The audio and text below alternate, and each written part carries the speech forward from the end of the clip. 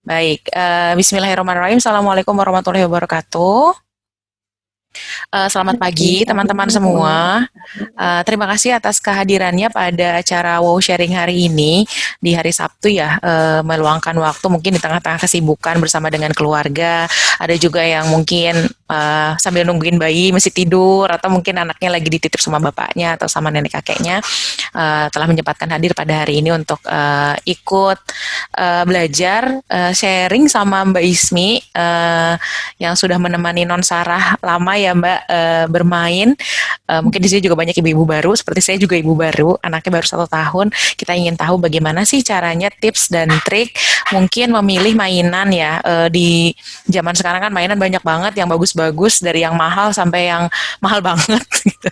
Ada yang biasa aja harganya, tapi mungkin dari segi apa namanya appearance-nya mungkin kayaknya kurang kece, nggak kayak ibu-ibu yang di Instagram lain misalnya, seperti itu kan kebanyakan. Nah, kita pengen tahu sebenarnya apa sih yang bisa kita kalau pilih itu apa sih kriterianya. Terus kemudian kalau misalnya pengen sesuai sama anak saya, misalnya sekarang umuran 2 tahun, harusnya beli mainan seperti apa yang mungkin awet bisa kepake lagi, seperti itu ya. Jadi kita sistemnya sharing di sini, seperti namanya juga kan wow sharing, woman to woman sharing.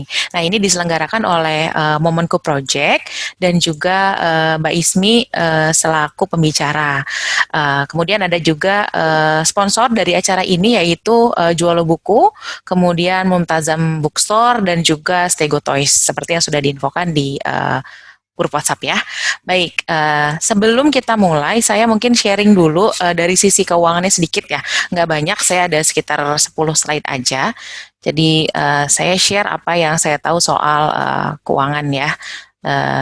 Jadi nanti melengkapi yang dari saya dan dari Mbak Ismi.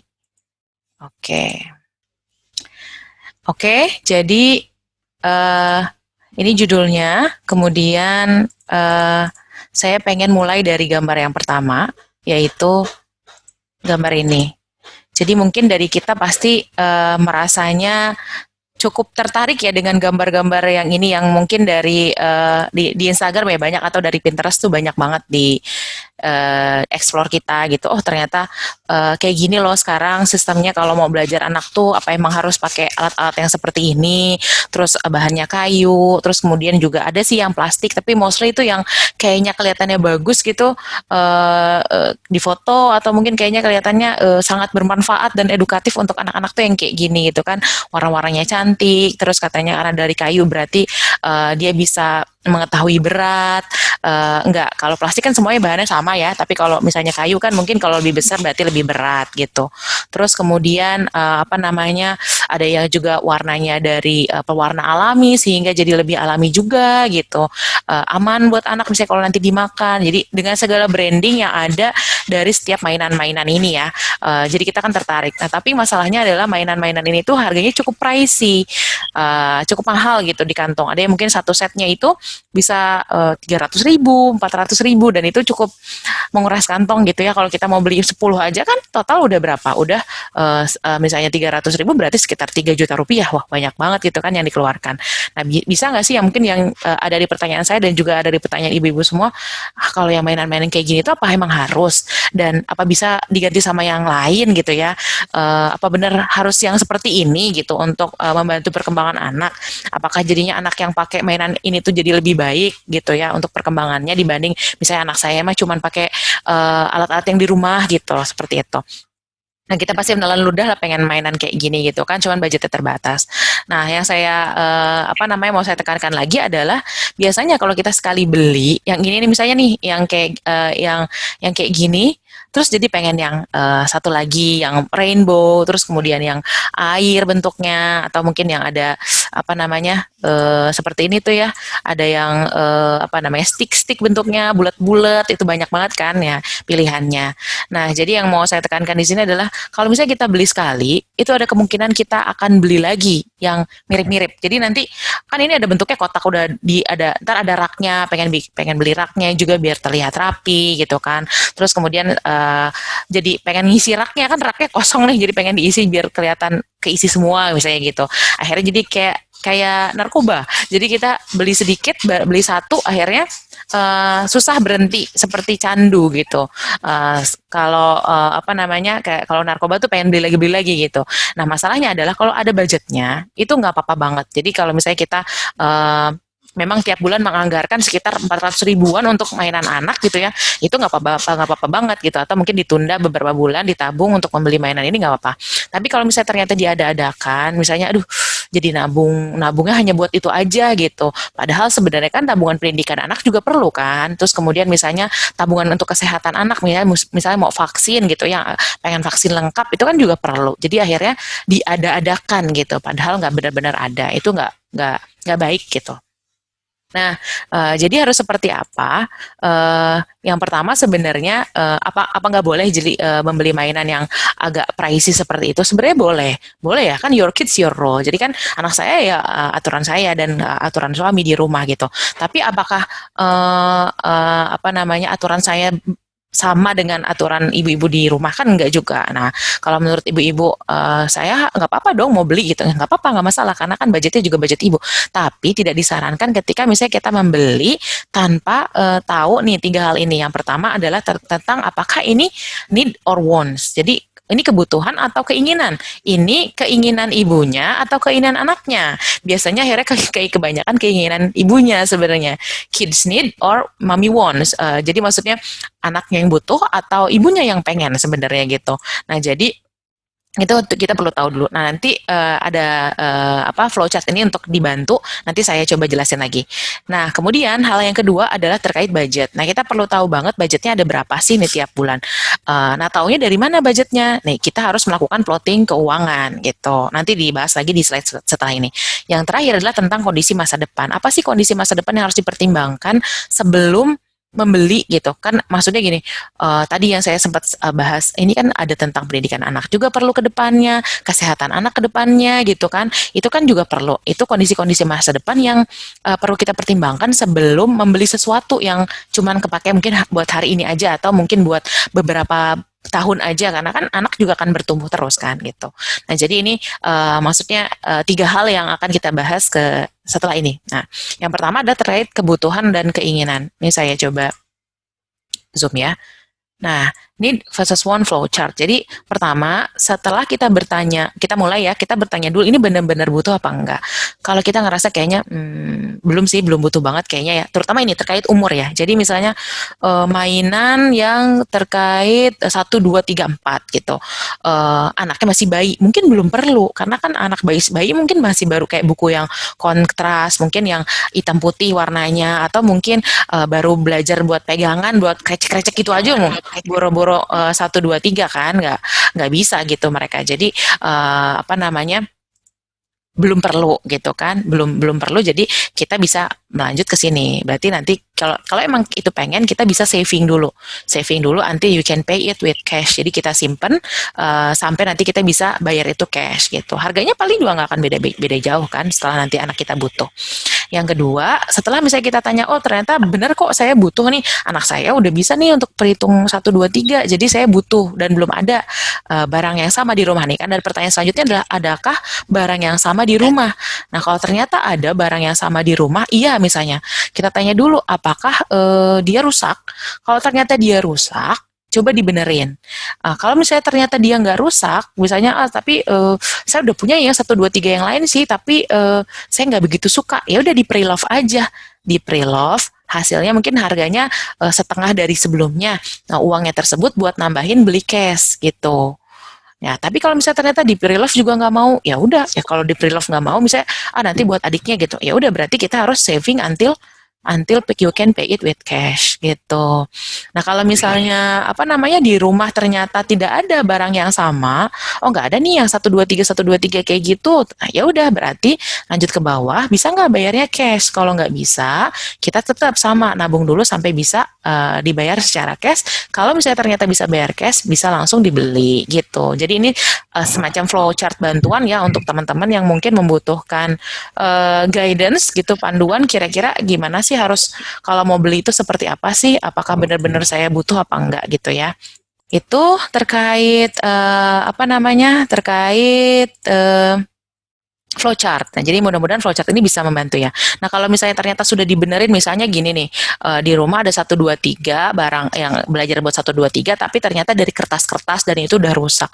Dan kalau dibenerin, kayaknya nggak akan apa namanya, kayak semula gitu, mungkin dari udah robek atau segala macam.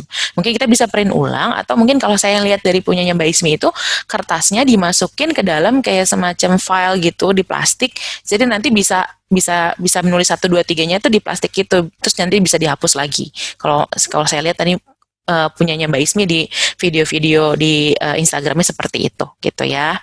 Kalau misalnya nggak bisa dibenerin, berarti bisa lihat tabungan. Mungkin tabungan kita bisa digunakan untuk barang tersebut kalau emang itu benar-benar dibutuhkan.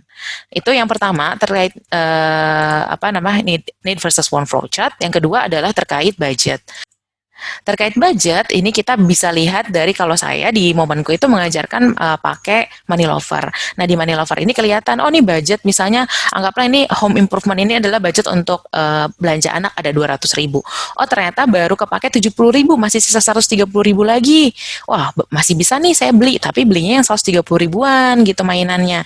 Nah, ya kebetulan harga yang mau dibeli ini, harga barang yang mau dibeli ini, saya membutuhkan sesuai tadi flowchartnya, saya membutuhkan dan budgetnya ada. Oh, boleh berarti saya beli cash kan gitu. Tapi ternyata budgetnya nggak ada. Nah, berarti mungkin perlu di apa namanya diatur kembali. Nah, penentuan budget ini itu berdasarkan ini nih, ada semacam flowchart seperti ini ya. Ada 10, 20, 30, 40. Nah, yang 40% ini sebenarnya budget mainan anak itu ada di bagian sebelah sini. Nanti saya coba zoom ya. Sorry. Nah, yang 10% ini lebih ke zakat infak sodako, ada zakat tuh ya sampai 40-an buat yang non-muslim, yang 20% ini dana darurat, investasi, asuransi tabungan, yang 30% ini utang, dan yang 40% ini kebutuhan. Kalau misalnya teman-teman nggak punya utang, misalnya nggak ada utang KPR, mobil, atau utang arisan misalnya kayak gitu, berarti bisa nih yang 30% ini 0, jadi 0%, kemudian dialokasikan ke masa depan, ke zakat infak sodako, dan kebutuhan. Jadi nanti bisa dialokasin ke sini lebihnya. Misalnya jadi 50%, oh 50% nanti dari gaji misalnya 10 juta, oh berarti kebutuhan ini 5 juta, oh bisa deh saya misalnya ngalokasiin 200.000 untuk mainan anak misalnya tiap bulan, boleh mainan, boleh buku gitu misalnya kayak gitu. Nah itu di bagian paling bawah nih, di bagian paling bawah ini kan ada hiburan dan rekreasi ya, ini masuk ke sini, karena apa sebenarnya buku dan apa namanya mainan tuh sebenarnya dia termasuk bagian yang buat edukasi anak, tapi sebenarnya kita bisa sih edukasi pakai yang ada di rumah dulu, dan makanya dia di bagian bawah banget deh gitu, setelah kita menuntaskan kebutuhan seperti misalnya bayar kontrakan, bayar bayar KPR, bayar ART kalau yang punya, makan, transportasi, jadi kebutuhan-kebutuhan yang wajib dulu. Nah di akhir itu baru dipakai untuk beli budget untuk mainan anak, buat buku anak gitu, atau baju anak kalau misalnya ternyata mau beli gitu. Ini budgetnya. Jadi nanti dari sini dibentuk di money lover dalam bentuk seperti ini. Jadi nanti kelihatan, oh ternyata budget untuk mainan anak 200.000, untuk misalnya ngasih orang tua 4,5 juta misalnya, untuk kemudian vitamin 500.000 dan seterusnya. Jadi nanti kalau kita melakukan pencatatan seperti ini, nanti akan kelihatan tiap poin-poinnya berapa. Kan mungkin kalau buat beberapa orang itu cuman kayak satu-satu gitu ya, pos kebaikan, terus kemudian pos masa depan, pos hutang, pos kebutuhan. Tapi nggak yang dirincikan lagi gitu. Pokoknya nanti kebutuhan habisnya 5 juta aja gitu. Tapi ternyata kan ada part-part lebih kecilnya lagi kan. Nah biasanya tuh sering bocor karena apa kita nggak detail ke yang tiap poin-poinnya ini, dan juga nggak dipantau seperti ini. Karena kalau ini kelihatan kan, oh tinggal 130 masih bisa, oh ini tinggal 39.000 nggak bisa, oh ini ternyata udah nol, ya berarti nggak bisa. Ini kan kelihatan dari sini ya. Biasanya kalau yang boros tuh karena nggak ada catatan seperti ininya, jadi nggak kelihatan. Nah yang ketiga, tadi udah ya, yang pertama adalah flowchart, yang kedua adalah budget, nah yang ketiga adalah terkait masa depan. Nah, kondisi masa depan sebenarnya jangan sampai teman-teman lupa bahwa kebutuhan pendidikan anak juga penting ya. Nah, pendidikan anak tuh terdiri dari 4 nanti ya, biaya tes dan biaya uang pangkal yang ini biasanya yang cukup besar ya, bisa sampai misalnya puluhan juta gitu. Nah, yang ketiga dan keempat adalah SPP bulanan dan biaya lain seperti misalnya buku ekstrakurikuler, kemudian jalan-jalan tur misalnya kayak gitu. Ini 3 dan 4. Nah, yang biasanya yang cukup besar ini yang harus kita tabung dari sekarang sekarang. Karena kan kalau SPP dan biaya-biaya lain ini ntar kita bayar tiap bulan dari gaji kan setelah nanti anak sekolah. Tapi yang nomor 1 dan 2 ini harus ditabung dari sekarang. Nah, kondisi masa depan lainnya selain pendidikan anak, ada misalnya kita mau berhaji, mau punya mobil, dana pensiun kita nanti, dan juga punya rumah. Nah, ini juga yang tidak boleh dilupakan. Jangan sampai kita fokus pada pendidikan anak yang sekarang, tapi lupa juga bahwa kita juga perlu mempersiapkan pendidikan anak sampai kuliah kan. Nah, itu harus ditabung juga dari sekarang.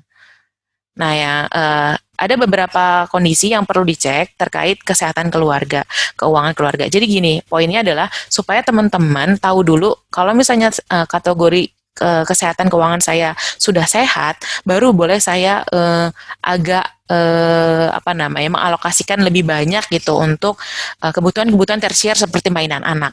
Khawatirnya teman-teman sudah jor-joran ke mainan anak tapi lupa bahwa menabung dan investasi itu minimal 10% dari income bulanan. Jadi kalau misalnya income bulanannya 10 juta, minimal nabung tuh 1 juta. Jangan-jangan selama ini boro-boro bisa nabung ya kan? Ternyata selama ini kebanyakan buat bayar hutang misalnya kayak gitu. Nah, bayar hutang atau membayar cicilan itu maksimal 30% dari income. Jadi kalau misalnya income-nya suami istri misalnya 10 juta berarti maksimal cicilannya 3 juta. Terus kemudian kebutuhan bulanan kalau bisa kurang dari 45%. Jadi misalnya gajinya 10 juta berarti untuk kebutuhan bulanan 4,5.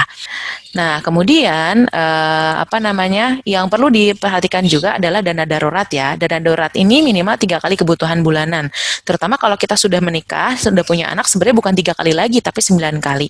Dana darurat itu apa sih? Dana darurat itu adalah dana yang digunakan untuk kebutuhan darurat. Seperti sekarang misalnya pandemi, tiba-tiba suami di PHK, misalnya kayak gitu. Nah, dana ini yang dipergunakan. Atau mungkin misalnya suami ternyata sakit yang cukup berkepanjangan sehingga tidak bisa mencari kerja dan kita juga pure jadi ibu rumah tangga, maka dana darurat ini yang dipakai.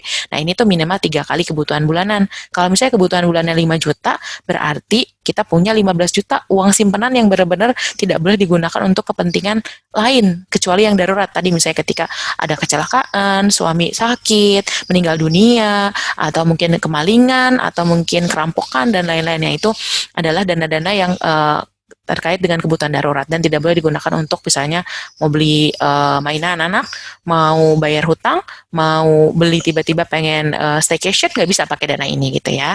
Yang lainnya adalah kalau misalnya teman-teman sudah punya asuransi kesehatan, asuransi jiwa minimal BPJS ya dan BPJS TK. Jadi inilah checklist-checklist yang harus dipenuhi sebelum teman-teman mengalokasikan jor-joran ke arah mainan anak dan juga buku anak misalnya kayak gitu. Buku anak kemarin sudah dibahas kan ya. Nah gitu, jadi pastikan berapa nih 1, 2, 3, 4 dan juga 5 ini sudah tercover sebelum nanti teman-teman alokasi ke sana gitu. Boleh teman-teman sebenarnya beli mainan tapi benar-benar dibutuhkan gitu ya. Jangan sampai nanti ininya yang buat masa depannya abaikan gitu. Mainan anak banyak di rumah tapi ternyata asuransi kesehatan sama jiwa aja nggak punya ya kan gitu. Ini kemudian jadi sebelum membeli intinya adalah yang pertama cek flowchart butuh atau tidak. Kalau tidak butuh berarti bisa ditabung. Kalau butuh berarti cek bisa bayar cash atau tidak gitu ya tadi terkait flowchartnya. Yang kedua bisa mengecek dulu kecocokan mainan sama usia dan perkembangan anak. Nah yang mungkin nomor 2 ini akan dibahas detail oleh Mbak Ismi. Cek budget tadi ya budget yang sudah dibuat mungkin di Money Lover atau mungkin di aplikasi lain atau mungkin kita dalam bentuk amplop-amplop seperti itu. Cek masa depan apakah benar-benar kita sudah mengalokasikan untuk kebutuhan masa depan anak. Dan yang kelima adalah cek indikator kesehatan keuangan. Kalau misalnya ternyata sudah sehat, mau jor-joran nggak masalah, budgetnya ada nggak masalah, nggak butuh juga nggak apa-apa deh gitu. Nanti mungkin bisa dipakai nanti itu saat dia udah ada gede. Tapi kalau misalnya ternyata indikator kesehatan keuangan juga masih kurang baik, akan lebih baik kita mencari cara yang kreatif untuk bisa tetap bersama anak, main bersama anak tanpa harus menghabiskan budget untuk mainan-mainan yang harganya cukup mahal. Gitu ya. Jadi itu pengantar dari saya. Nomor 2 nanti dibahas oleh Mbak Ismi. Siapkan pertanyaan terbaik teman-teman. Siapa tahu nanti pertanyaannya mendapatkan hadiah dari sponsor. Terima kasih. Itu sedikit pengantar dari saya ya.